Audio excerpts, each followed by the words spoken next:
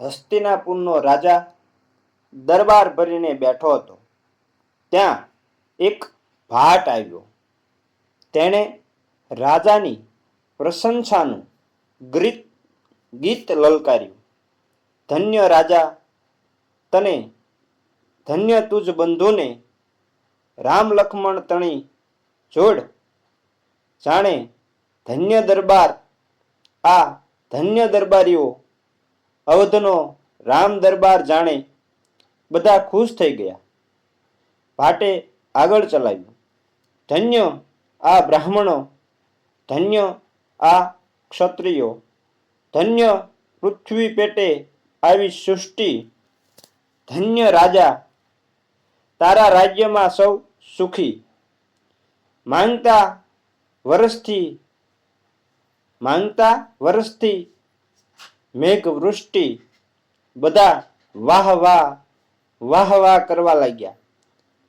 ત્યાં ક્યાંકથી એક કાગડો ઉડી આવ્યો અને ભાટની પાઘડી ઉપર ચરકીને બોલ્યો, જૂઠાને માથે છી.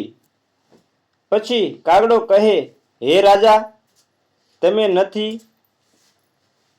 રામ, તમારું રાજ્ય નથી રામ રાજ્ય. અહીં નથી માગ્યા મેં વરસતા, કે અહીં નથી સૌ સુખી. ભાટે કહ્યું, મહારાજ, આ તો કવિતા છે. કાગડો કવિતામાં શું સમજે? કાગડાએ કહ્યું, કાગડો કવિતામાં ન સમજે, પણ રામ રાજ્યમાં સમજે.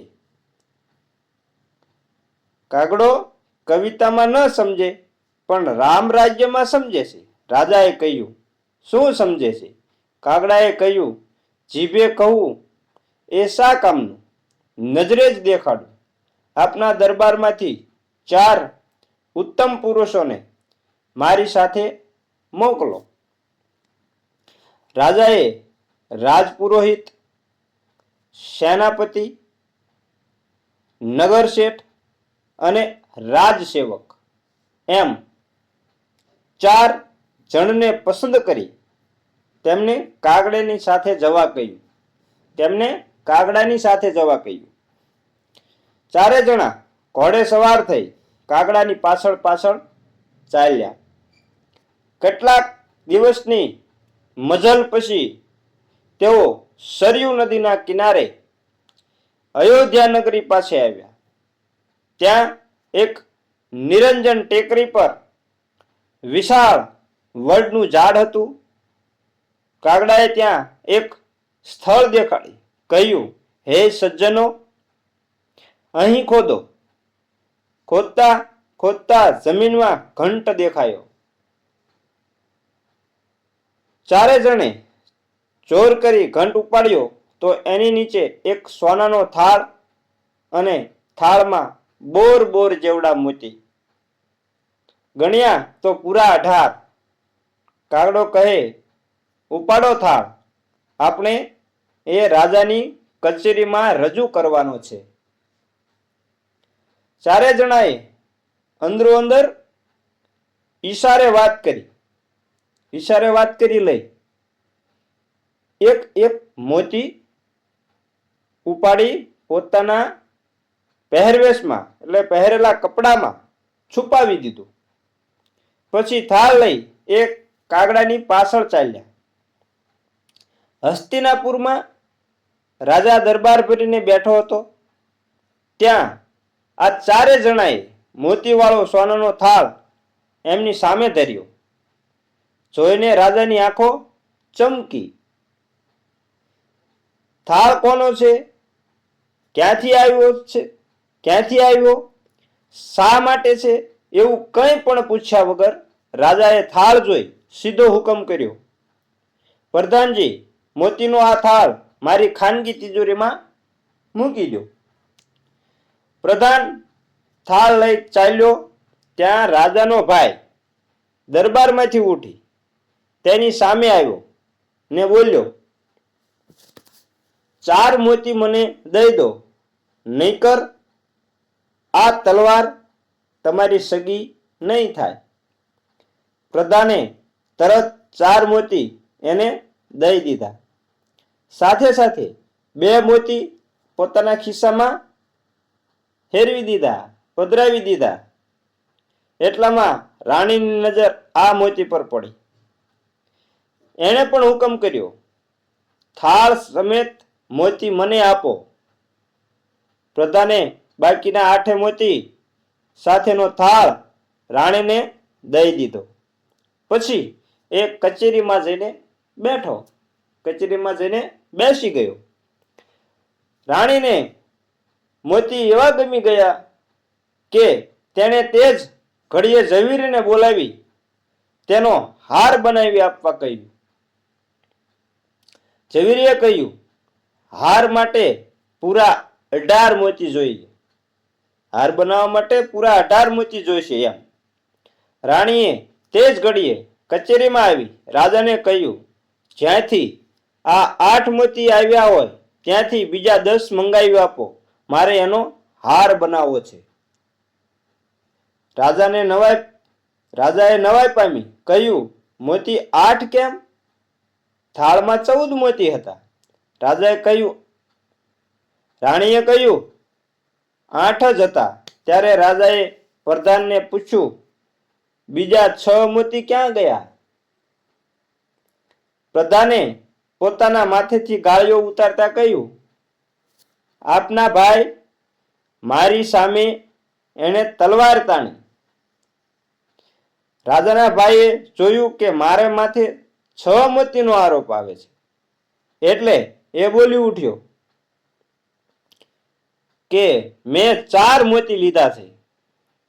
આ રહ્યા, આલ્યો આ 4 મોતી. હવે રાજાએ પ્રધાન સામે જોઈ કરડી આંખ કરી કહ્યું, 4 કે 6?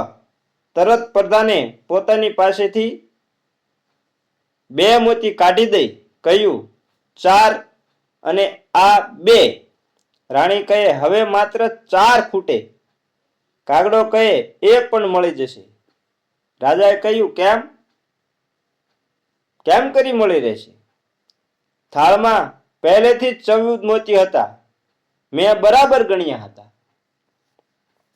કાગડાએ કહ્યું, પણ આપના પહેલા આપના 4 ઉત્તમ પુરુષોએ એ ગણ્યા હતા અને એ 18 હતા.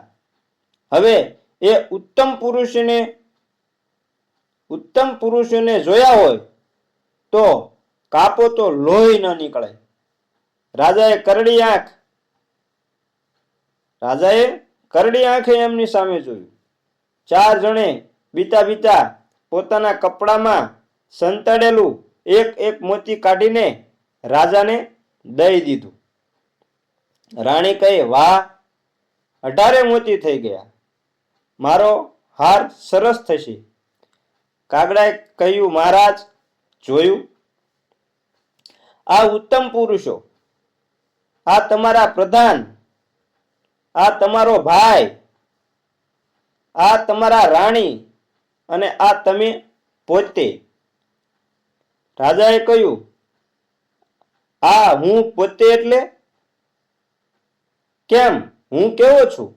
કાગડાએ કહ્યું, એ જાણવા માટે આ મોતીની વાત મારે તમને કહેવી પડશે અને હું કહું તે સાંભળો.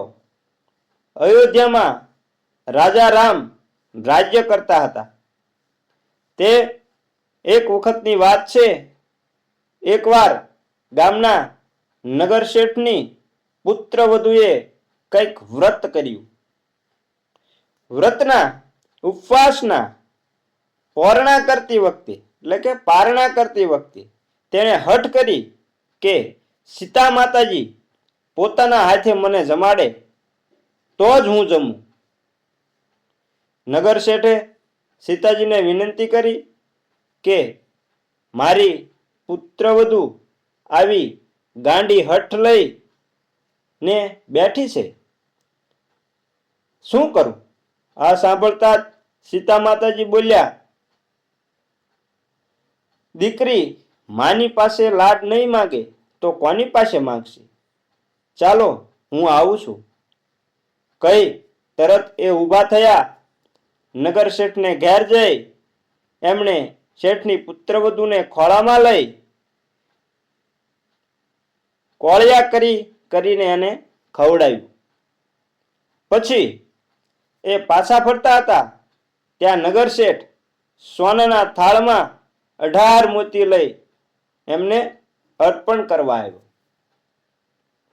પણ સીતાજી કહે, દીકરીના ઘરનું મારાથી કંઈ જ લેવાય નહીં. આમ કહી એ રથમાં બેસી ચાલ્યા ગયા. નગર શેઠ હાથમાં થાળ લઈને માતાજી માતાજી કરતો એમની પાછળ ગયો. પણ માતાજીના ઘરના બારણા બંધ હતા. એટલે મોતીવાળો થાળ ઘર આગળ ચોકમાં મૂકીને એ પાછો ફર્યો. એ પછી કેટલાય માણસો ત્યાં થઈને પસાર થયા, પણ કોઈએ થાળને અડક્યું સુદ્ધા પણ નહીં.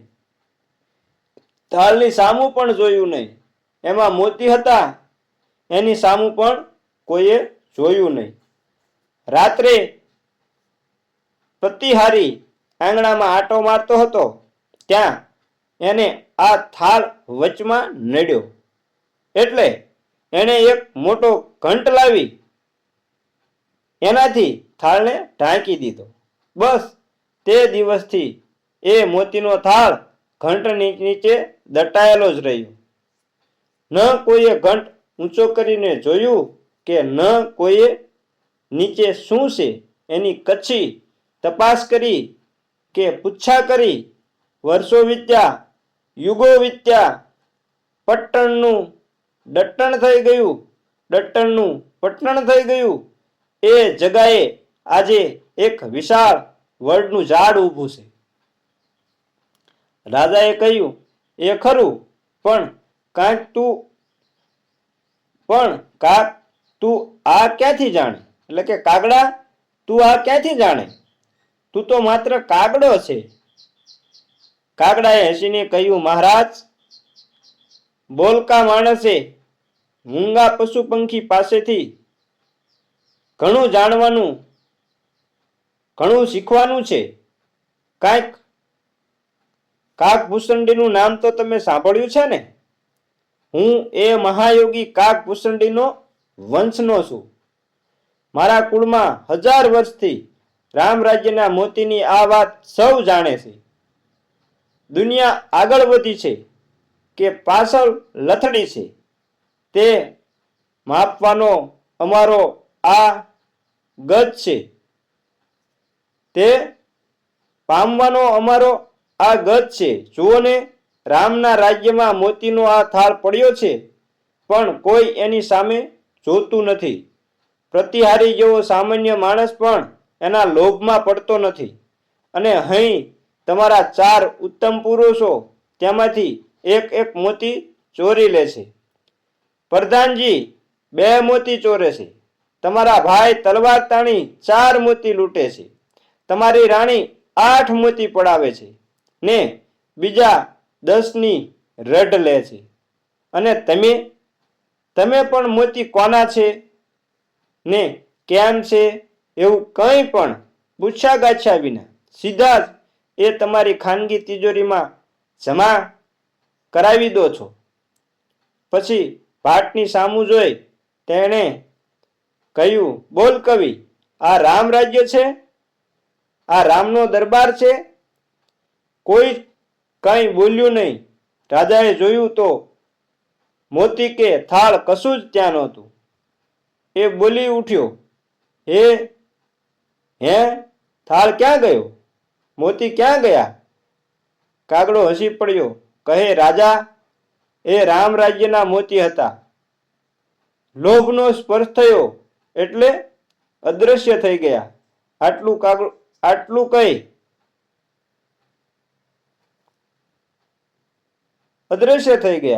કહી કાગડો ઉડી ગયો. મિત્રો, અમારી વાર્તા અહીં પૂરી થાય છે. જો સારી લાગી હોય તો એક નાનો એવો અનુરોધ કરું છું કે અમારી ચેનલને સબસ્ક્રાઇબ જરૂર કરી લેજો અને બેલ આઇકનને પણ દબાવી દેજો.